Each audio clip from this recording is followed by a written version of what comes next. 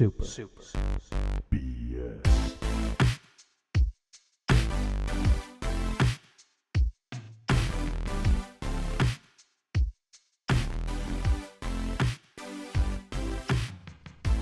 Welcome. This is Brank from Super BS. Today I got something special. We're interviewing Moritz Wagner from Mimimi Games. And you here, my bud?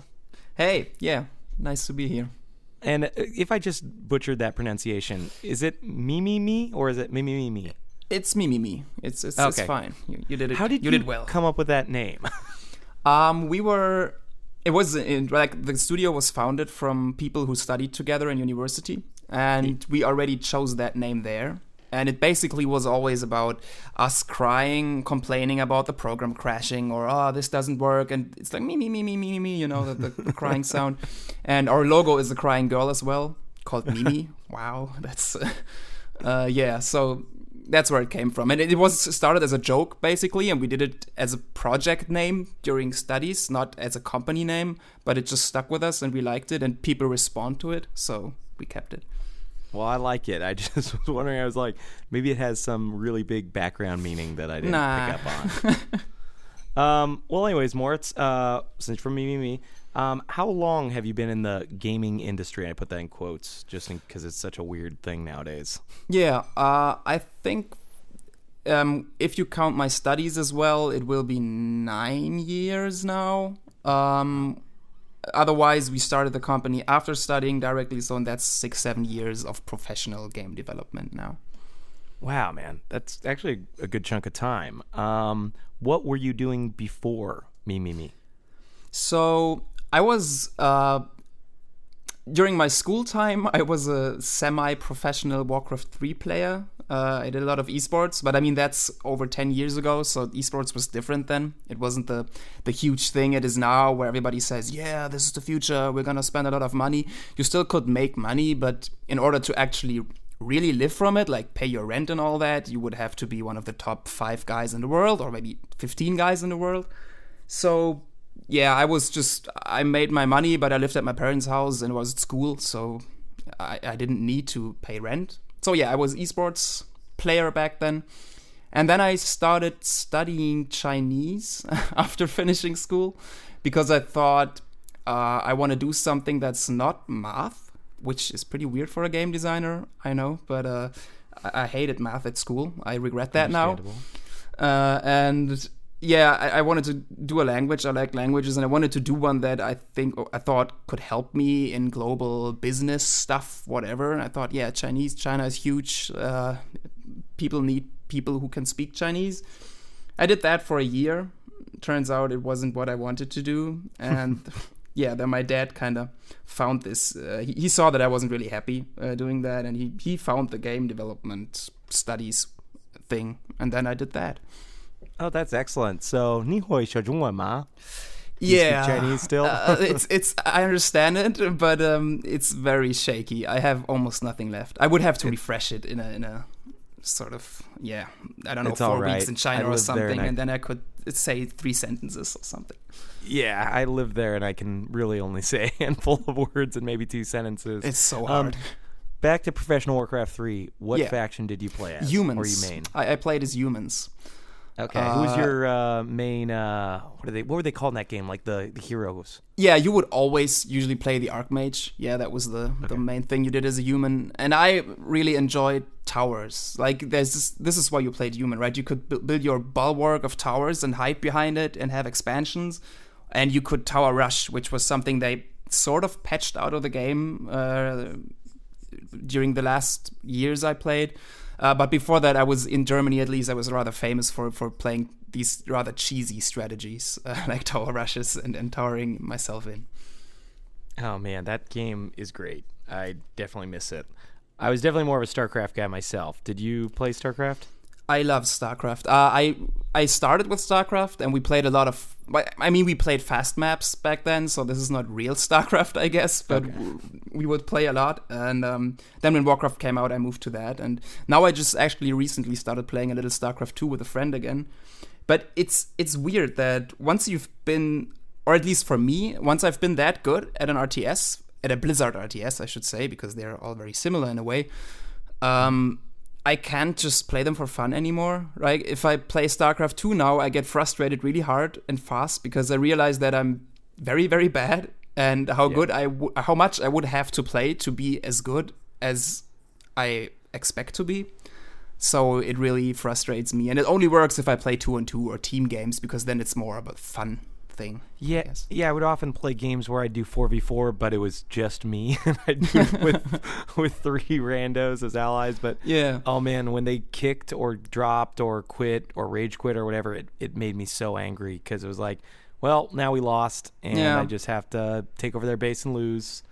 I think that a big part of why, for me at least, I'm too old for these kind of games, for these hardcore competitive games like StarCraft, Warcraft, StarCraft 2. They are like, every little mistake you make is so hard, and you only have yourself to blame. It's not like if you're playing Dota or League of Legends or something, there's 5 people in the team. You can always blame someone else for losing. you make a mistake, but you're still, we lost because that guy fucked up on this lane or something. And you can always do that. But if you're playing Warcraft 3, you can't. You just lost yourself. And that means you have to put all the work in, and you can't just win a match because somebody else did great, right? I mean, maybe you didn't play that well, but you win a match because the other people in your team played well. That doesn't work in these one-on-one games, and they are so hardcore competitive, and they frustrate me a lot due to this, because I don't have the time and energy to put in that anymore. Oh yeah, man, playing the game for like probably 6 to 10 hours a day just to get good does not sound fun. It is sort of, but I just can't do it anymore. It's just too old. I totally understand. So before there's a game why I brought you talking about it. I don't want to bring it up yet, but before you made that game, you made a game called Last Tinker, City of Colors. And I was curious what you guys thought about that. I know it was a PS4 PC exclusive about 2014 era? So we started that during our studies as sort of, so basically the game is a third-person action-adventure thing, and it has a very handcrafted look, like it's this 3D world made of papier-mâché. It's very colorful. It looks like a children's book in a way. It's very beautiful, I still think. It is.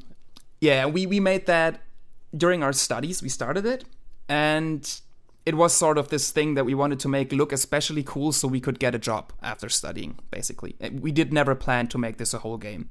And then we sent it to award shows in Germany, and people in the industry started seeing it, and they started encouraging us that we should make a company and make The Last Tinker. And so we did, and we got a publishing deal with Unity Games back then. And so this happened, and we then worked like 18 months or something, I don't remember the exact time, on that game, made it for PC, released it. It's made $1 billion. Yeah, now we're rich, and now we're just doing this stuff for fun. No, we actually didn't make any money from it, basically. It's a huge flop compared to the production cost. But that was... there's a lot of factors in that, right? I mean, there's marketing. We had a lot of bad luck during our launch weekend, stuff like that. I still think it's a fun game. It's a unique and cool game in a way. It has a lot of flaws, but I think that's very expected if you're a team of like 9 people coming straight from your studies. Nobody knows anything about real game development, and then you just start making a game like that. I mean, we knew some stuff, but if you look back at it, the guy who signed us, he's awesome, but I wouldn't have signed us, I guess. It's a miracle it turned out good.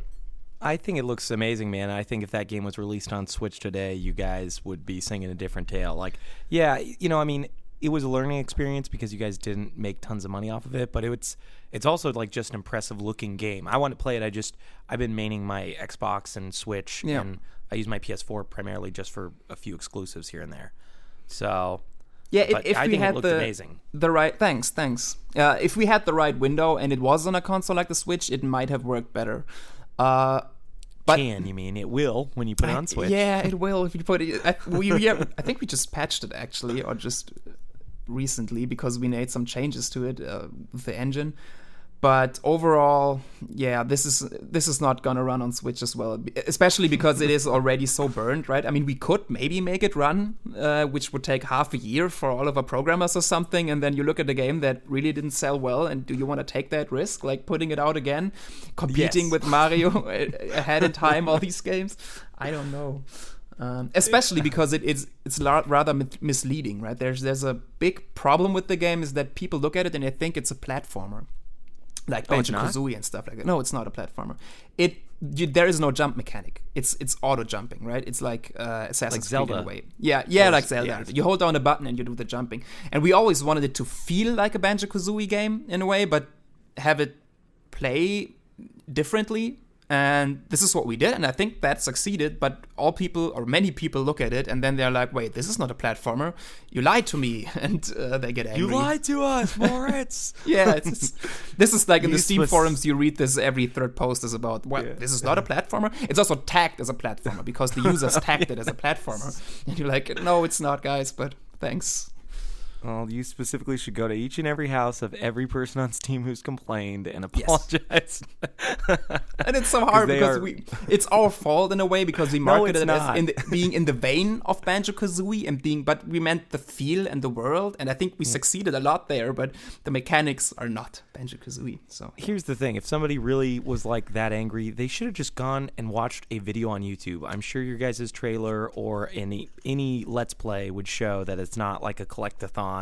Jump around the world, do triple flips type stuff. That's true. That's true. So I literally just saw it on PSN one day. I was like, wow, this looks cool. I didn't even realize you guys made it till the game that I brought you on. And I was like, what? You guys made Last Tinker? That's awesome. It's very different. It looked really cool. Very different.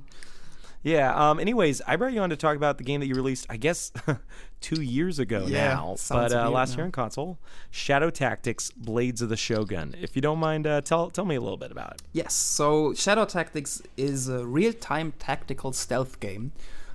Great genre. It's sort of a top-down game where you control, looking like a strategy game from an isometric perspective, sort of. And you're controlling 2 to 5 characters on huge maps, and you kind of stealth your way through there. And you can basically, there's a lot of guards patrolling around, and you can look at their vision, which is key to the game. You can see their vision cone, and then kind of play around that. And each of your characters has a set of different skills that really make them feel very different and have their own personalities and their own play style.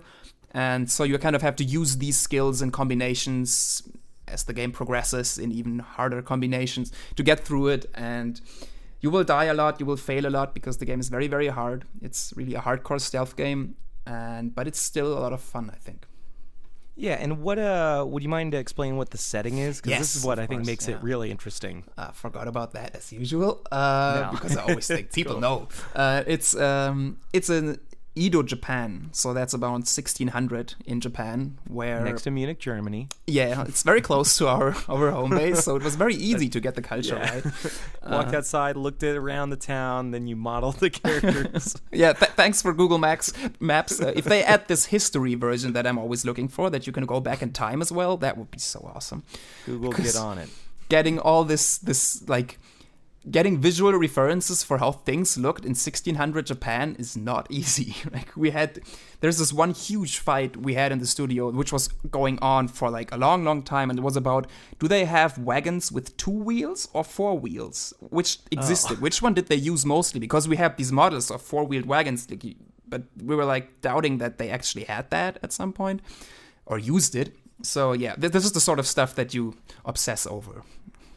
What did they have 2 wheels or 4 wheels? I do not know. I think they had both, and we have both in the game, and I frankly don't care anymore. It was something with, especially one artist, we always make fun of it because it's a joke we all share.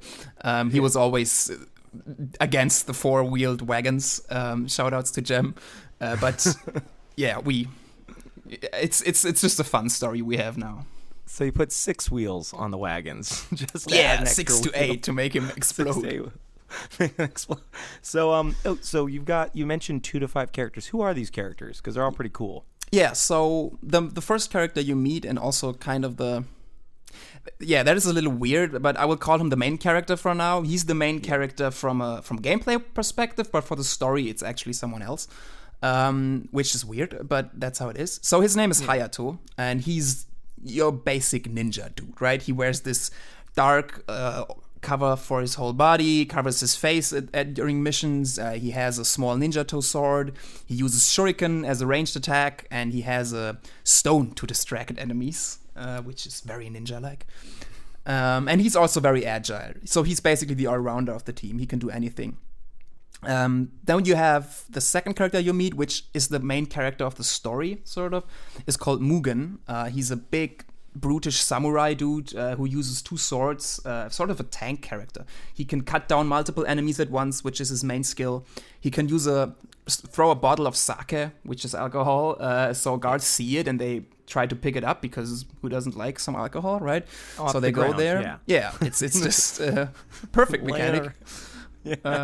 And yeah, this is basically his thing. He's also very strong, so he can carry 2 dead bodies at once when you want to dispose of them, and he can run while doing so, which is very special. But he cannot climb because he's very heavily armored. It'd be super useful, man. Those 2 dead bodies is lifesaver a lot in the game. Yeah, he's super strong. He's also the only character who can beat a certain enemy type, but we might talk about that later. Okay. Then we have Takuma, who you meet third. He's an old man, used to be a ninja himself, and now he's a marksman and sort of a sniper character. He doesn't have any melee attacks anymore, but he has his leg, like he's one-legged, and he can take off his leg and turn it into a sniper rifle, and then he can snipe. That's rad. Yeah, that's pretty strong. And he has a small pet with him. It's a tanuki, which is... it's a sort of a raccoon, a Japanese raccoon, and he has that Everybody with knows him. what a tanuki is, okay? Super Mario Brothers 3. Yeah, true. The tanuki suit does it. That's true. But that is Super Mario Brothers. I think in Germany people never know because it's not called that. But yeah, what's it called? I don't know. I never played Mario Bros 3 actually. So. Oh, they need to call it the right name, tanuki suit. Tanuki okay. suit. Anyways, sorry. Continue. He has that, and he can place that on the map, and it distracts people by dancing. It sounds weird, but it's funny if you see it. And then we have Yuki, who you meet fourth. She's a small child who lost her parents when she was young and now is living on the streets, and she's a thief. And she's a little crazy, but in a very sympathetic, or I don't know if that's the right word, in a very nice way. She's cool. And she uses traps, so she can lay a trap and whistle guards towards the trap, lure them into their death. And we have Aiko, finally, who is a kunoichi. She's a female ninja, and she can disguise, which is her main power, and then she can walk freely among most guards and distract them by talking to them. So she basically uses her charms and manipulates people. This is her main skill. And that's all 5. Yeah. Nice, man. When you're playing, like, I know you have to use them all in different situations and contexts, but which one was your guys' most favorite to like play test when you're like, I got to figure out how to do all this stuff against the enemy? Which one was like, oh, let's do this one? So I usually use Hayato because he's very versatile. He can do, like, the shuriken is extremely strong with it. You can do, like, double kills, stab someone and throw the shuriken at someone else.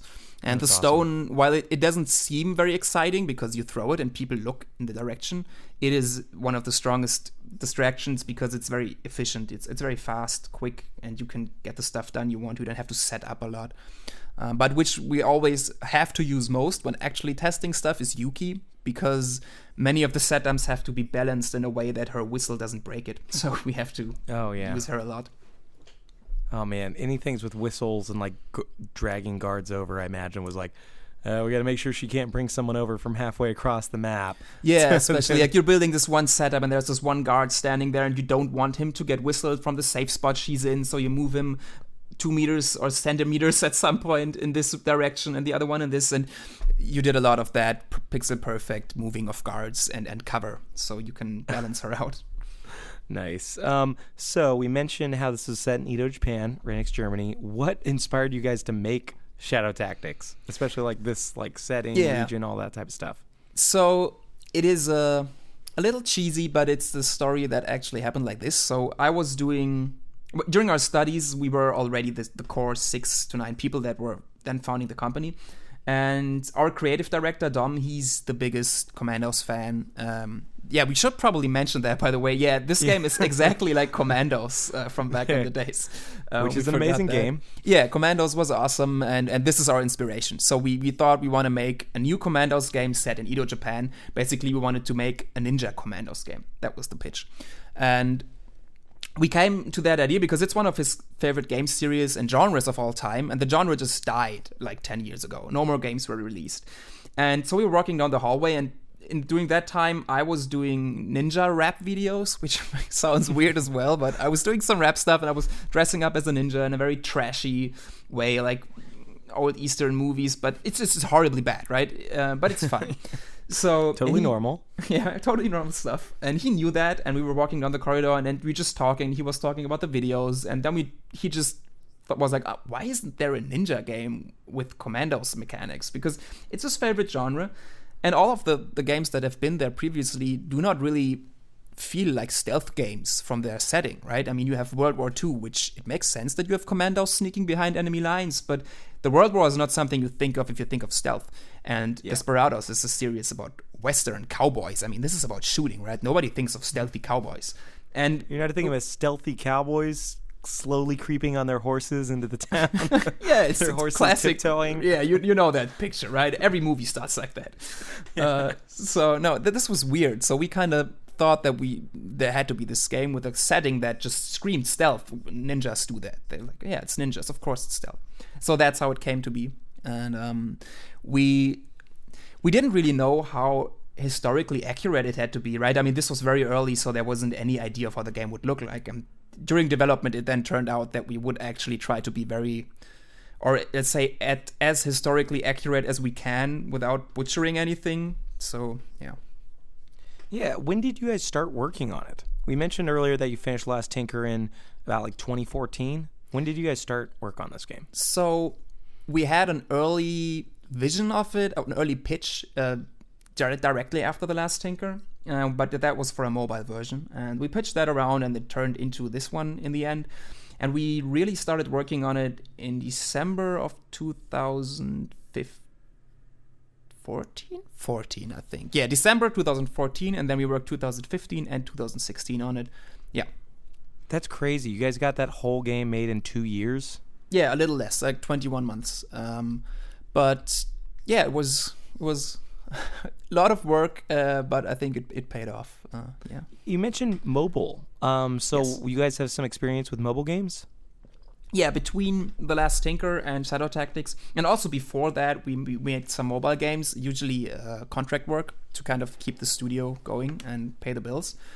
But we also had that was during our studies. Some guys, like Dominic, the creative director, he made this prototype for one of our assignments that was about moving a balloon around. And that turned into an iOS game called Da Vinci, which they actually made during our studies after coming home from university each night. And they released that to the App Store. That was pretty early. That was iPad 1 days.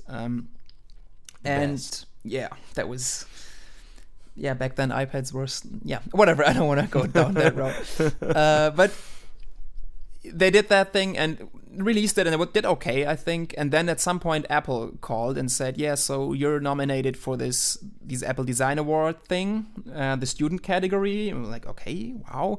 They invited us over, and so we went there, and we won the Apple Design Award, and that helped a lot. Like, that helped us make deals and kind of push the company forward. And that was kind of the ground thing we had going. That's awesome, man. That's really cool. So how big is your team now? The team that worked on Shadow Tactics? On Shadow Tactics, we were 15 total. This includes, I hope I'm not saying, but I think this includes the sound guys as well, we always work with the same sound guys, but they are not like employees. They are freelancers. Okay. And yeah, also the one or two people we have keeping the studio running, that was about 15, and now we are 20.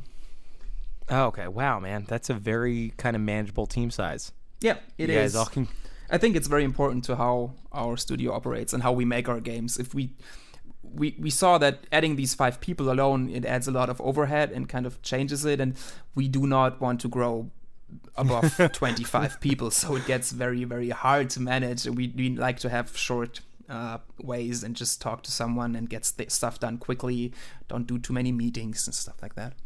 Well, what you guys are doing, it's going well, man, because I don't know if you guys read, but once Shadow Tactics came out, it came out with like tons of crazy positive press from the Destructoid review, the Kotaku articles, all over the place, man. What do you guys think about that stuff? Did you get a chance to read it? Yeah, of course. We did nothing else, but like I'm know still anything about positive reviews? Yeah, I'm still googling Shadow Tactics in the last 24 hours every day, and it's like 2 years later now, so I know everything. I think probably not, but a lot, and I think that's normal for most game devs. Yeah, we were blown away. We at some point realized that the game is gonna be good. But you never know how good it is going to be, and especially how well it's going to be received, because you can make a great game and people are like, I don't know. So yeah, it's not for me or something. And this one really, and we always were afraid, especially because we made this game in a genre that was dead, right? And you always question yourself. You're like, well, maybe it's dead for a reason. Maybe just nobody wants to play it anymore. And then we released the game and we realized, okay, people do want to play it anymore. And we actually saw why it died. The genre died of different reasons. It was not that nobody wanted to play it. They just didn't make it the way they wanted to play it anymore. And we did that. And so, yeah, the reviews, it was crazy. Like, it still is crazy. If I read the Steam reviews and all that, it makes us so happy. What was the coolest review? The one that you like read and you're like, whoa, this is cool. And you came into the office and like you shared it. I'm sure you had a few of those, but what was like one of the more memorable ones? Or you can tell me a few. So there is a lot of funny reviews on Steam, like user reviews. I think my favorite one is someone who played the game for 100 hours and 105 hours or something, and it's a negative review, and it's only one line, and it reads, "Just like Flappy Bird." I was like, okay, I guess. So this is one of my favorite reviews of all time. And then there was one review from RPG Codex. It's an RPG game forum that was very in-depth, and they actually really grasped a lot of the stuff. Like, they understood a lot of things that most reviewers did not get, because they have to play through the game quickly, and you don't get all the nuances if you review a game. I think if you're at a big thing, especially if it's a smaller game like ours, right? I mean, nobody knew about the game. It's not like the new Mass Effect is coming out and you have to review it in depth, and it's not like that. And we all know how that went. New Mass Effect was great. Yeah, that was. I think I heard it wasn't that bad, actually, just a big shitstorm. But yeah, I didn't play it, so I don't know. I think didn't either. This one and.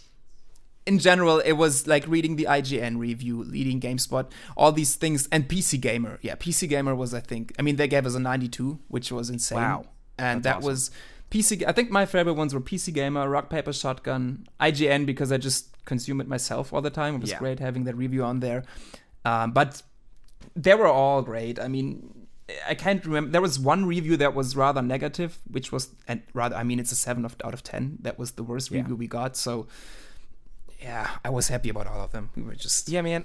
When I saw Destructoid gave you an 8.5, I want to say it was, like, they are super negative. Most reviews I read from them, they have a few, like, positive reviews, but I feel like I'm mainly reading, like, oh, this isn't great, don't play this. I actually heard about you guys from Kotaku, though, because they had some guys who really liked Commandos, and they're just such a huge gaming website. Like, I didn't even know what was going on. And all of a sudden, they're like, Commando-style game set in Hito, Japan. I'm like, this is awesome. Nice. So that guy was smart. The guy, what was his name again? The co-founder of the company? Dominic Abe. Dominic, man. Yeah, you gotta give him a pat on the back, man. Every day. He's the best. So looking ahead, man, do you have any more plans for Shadow Tactics, or is it kind of like you did the 2 console releases, PS4 and Xbox One last August? You did the PC release December 2016. We're looking at the Switch release February or March, man. Just give me the date. Yeah, I would love to do that, but sadly we do not plan anything. There is one patch we still have for Shadow Tactics, which we have finished for like quite some time, and that we want to release that. It fixes a lot of bugs and it makes performance on PC, I should say, a lot better, because the patch basically is all the optimization we did for the console versions, which was a huge pain to make. So the game runs so much faster now, it loads so much faster now, it quick saves so much faster.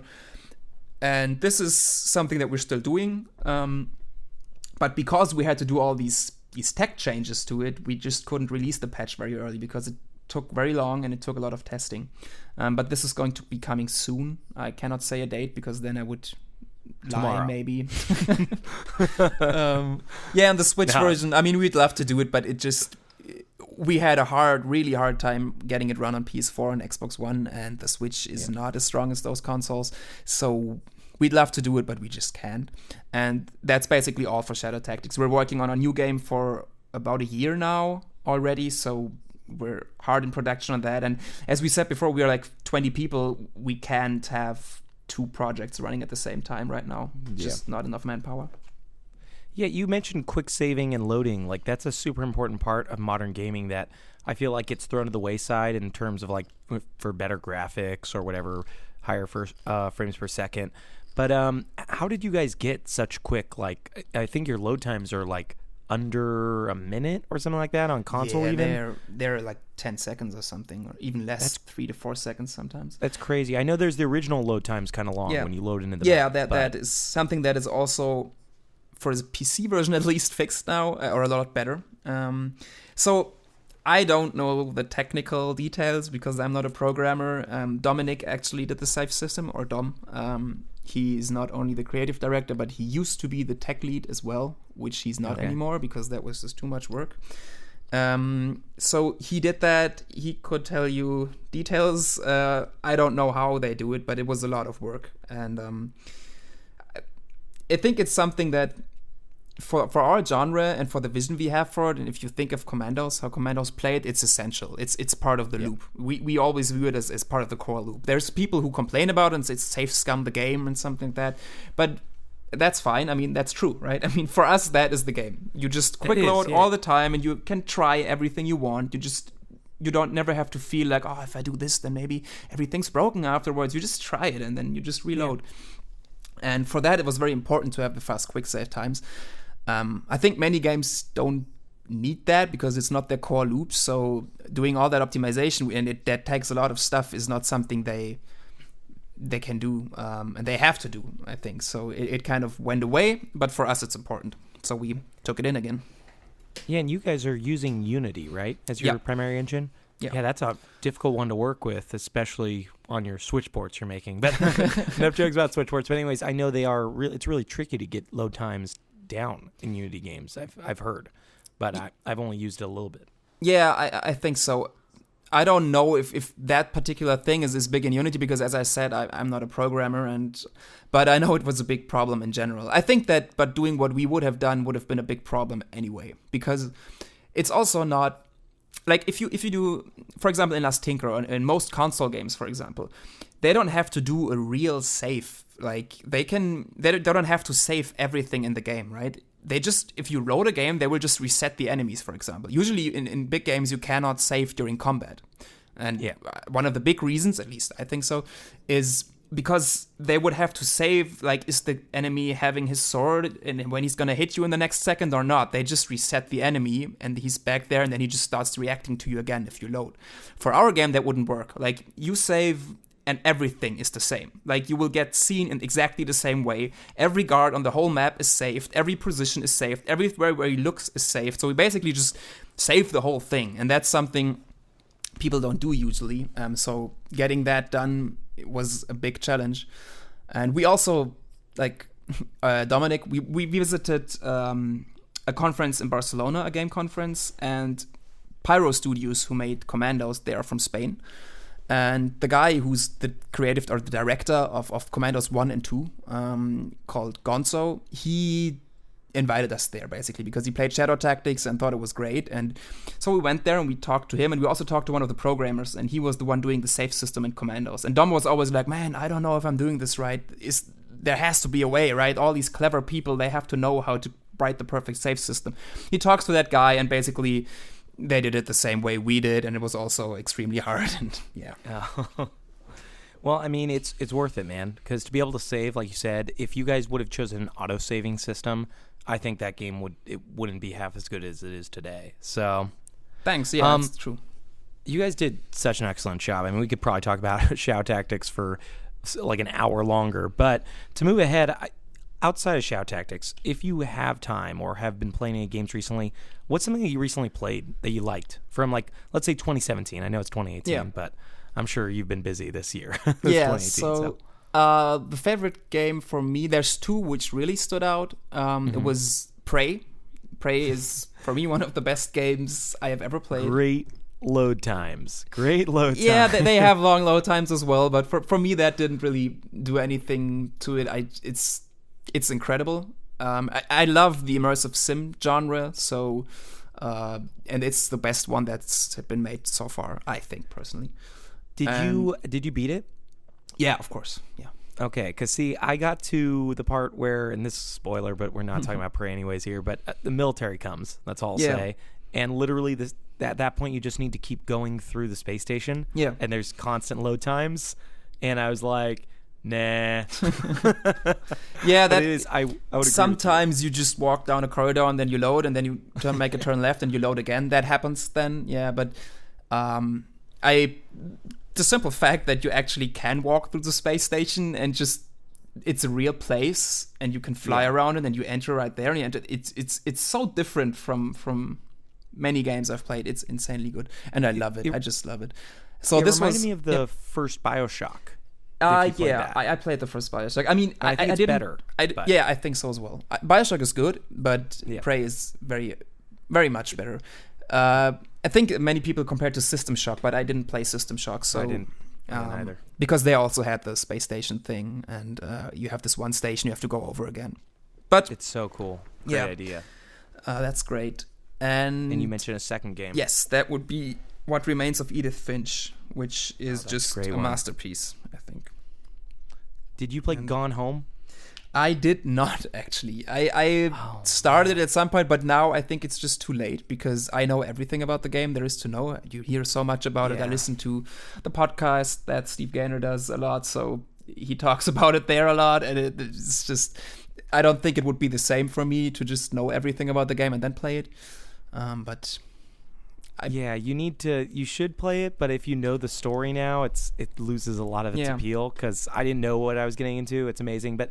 What did you like about What Remains of Edith Finch? I enjoyed the game as well a lot, too. What I really liked was that, for me at least, it is the first game to really, in some of the small vignettes they have in there, kind of manages to capture, to combine story and gameplay. Like, they make you feel a certain way through the controls and through the thing that you're playing, and you kind of are aligned emotionally with the character that you're playing. And this is something that is very, very hard to do, right? I mean, the worst example for this would be the press A to pay respects thing or something from Battlefield or what that was.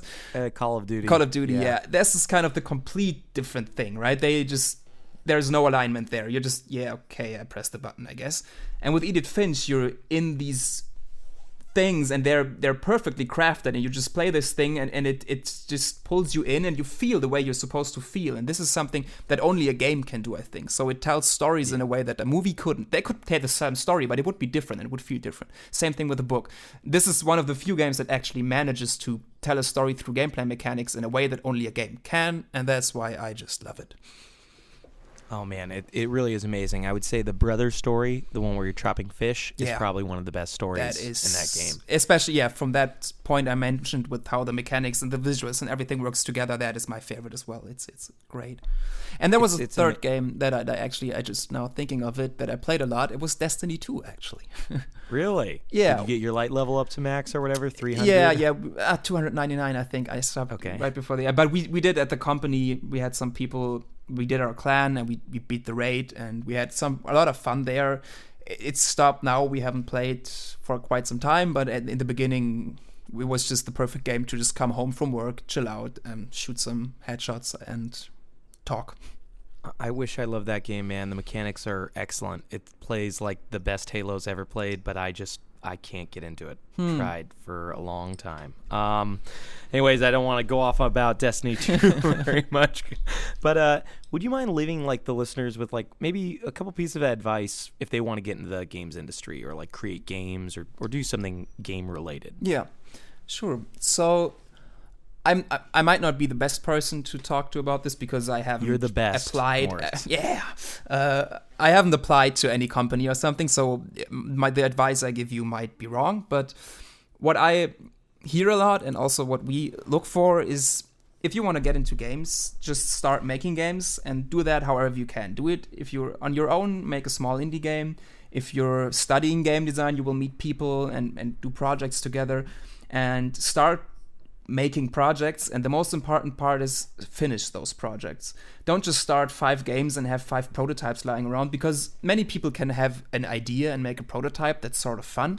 Very few people can actually finish that thing and have the endurance it takes to spend as much time as you spend for the prototype, or 10 times as much time to finish that thing and do all the disgusting stuff that has to come in the end of development that's not as cool and flashy and fun as prototyping a mechanic or putting a song in or something. And so focus on it, finish it. So scope down, have a small scope that you actually can finish it, and don't make an MMO, make a small platformer or something. And MMOs are easy, man. That's the easiest. Yeah, it's so easy, right? Just do a multiplayer thing. Everybody can do it. 100 people get into the game. We don't even we don't trust ourselves in doing a game for 5 people. So yeah, but whatever. So yeah, do that. Make games, finish them, and show up to wherever you can, where the industry is around you. Maybe there's small meetups of game devs in your area or in a city close to you. Go there, talk to people, show your game, show your face. You don't have to kind of be there all the time, but just be part of the community and start to be part of the community. And I think that helps a lot with getting jobs. And yeah. Yeah, you know what? I brought a few guests on before you, and the common refrain I've heard is finish something. Like, a lot of people say, like, start something, but make sure you finish it. And I think that's a really good piece of advice you give to everyone. I think everybody can start making stuff. I've started making a lot of things in Unity, but finishing something seems to be like the most essential part of making the game. Yeah, it is. And you don't have to finish everything, right? I mean, you can start some goofy idea and you just say, no, I'm not going to finish that.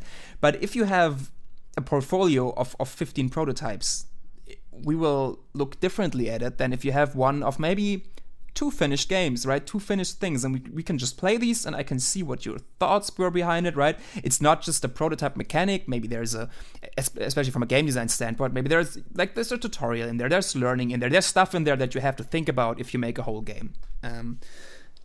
Or maybe you just left all of that out, but you can do that if you have a reason for it. So still make a whole game and not just a prototype where I don't know why you do what you do. Wait, so you want a game where there's no explanation, Minecraft-like, if you will. Yeah, I love it, but just make a very complex game with no explanation and then send it to us in an application. That's perfect. We love that. I'm sure people love that. They can't wait to play that when they're hiring someone. Well, we're going to head out pretty soon, but I want you to get a proper chance to, give out your Twitter, tell people where they can find the game, all that type of jazz, man. Yeah. Plug anything you want. Thanks. So you should do 2 things. First, you should play Shadow Tactics and then buy it. You can play a demo because we actually have a demo on the consoles and on Steam. And you can play the first 1 level completely and the second one a part of it. And you also take your progress to the next if you buy the game, so you don't have to replay stuff. So do that. And the second one is, if you're interested in, maybe you like Shadow Tactics and you want to know more about what we're going to do in the future, because our next game is going to be similar to Shadow Tactics, you should follow our mailing list. Now, I don't know where that works. You have to Google it. That's like the best pitch ever. Follow our spam email list and Google it. But there's no spam on it. Yeah, there's no spam. We just really, there's news about our new projects and new betas. If you want to sign up for a beta or something, that's all coming there, and there's no spam at all. No unnecessary information. I think you can find that on our homepage, which is mimimi.games. And there should be a link to that. And yeah, the Twitter handle. For your mailing list right now, man, so we can give them the. Okay, I think it's all you do is mimimi.games, and then halfway down the page, you just type in your email and hit sign up. Yeah. So there's no actual, you don't send them an email or something. Just go to mimimi.games. Yeah. And look at the picture of the dog. At the bottom. There's a dog right there on the front. Okay. That's Link. That's Link. He's the best. He's the mascot for here. He's our sound guy. He actually passed away this year. It's very sad. Oh man, I'm sorry. Yeah, it's fine. I mean, he was very old, but we love him. So and then the Twitter handle thing, which is always a little complicated because I have a very stupid name that comes from the esports gaming times. It's at Korugnol, which is CORUGNOLL. And you can follow me there. I do not tweet that much, but I sometimes ask questions like, what would you like to see as DLC? And then you can vote on that, and then we might do that. That's awesome, man. I can't recommend it enough. You guys really need to check out Shadow Tactics. I mean, I would say buy it. It's often on sale. Pick it up, but at least play the demo. It's on everything. You can try it out anywhere. Yeah. I can't wait to hear about your next game, man. I'm hoping we'll find out something about it this year, maybe. Maybe you can't like tell us what it is, but will we at least hear about it, you think? Yeah, that there should be an announcement this year. Okay. Excellent, man. Thank you so much, Moritz. It Thank was you. awesome talking to you, man. All right. Well, have a great day. You See too. ya. Bye. Peace. Oh, yeah.